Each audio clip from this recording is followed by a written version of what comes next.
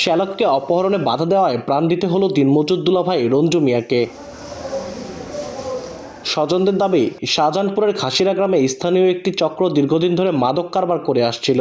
খোরশেদ তাদের নিষেধ করায় চক্রের সদস্যরা ক্ষুব্ধ হয়। এরই জেরে সোমবার রাতে সিএনজি চালিত অটোরিকশায় করে আসা 8 থেকে 10 জন দুর্বৃত্ত ধারালো অস্ত্রের মুখে খোরশেদকে চুরিকাঘাত ও অপহরণের চেষ্টা করে। তার চিৎকার শুনে দুলাভাই রঞ্জু মিয়া ও ছেলে জোবায়ের এগিয়ে গিয়ে বাধা দিলে দুর্বৃত্তরা তাদের উপর এলোপাতাড়ি ছুরিকাঘাত করে পালিয়ে যায়। পরে স্থানীয়রা 3 জনকে উদ্ধার করে শহীদ জিয়াউর রহমান মেডিকেল কলেজ হাসপাতালে নিয়ে গেলে কর্তব্যরত চিকিৎসক রঞ্জু মিয়াকে মৃত ঘোষণা করেন।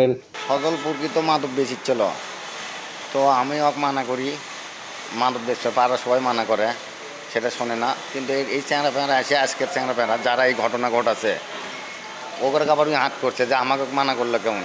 যারে যা পাচ্ছে যেভাবে পাচ্ছে ওইভাবেই মারছে। আমার আব্বু করতে চাকু মারিয়ে মেরে ফেলে দিচ্ছে একেবারে। দৃষ্টান্তমূলক শাস্তি চাচ্ছি যারা এই ঘটনার সাথে জড়িত। পুলিশ বলছে জড়িতদের শনাক্ত ও গ্রেপ্তারের চেষ্টা চলছে।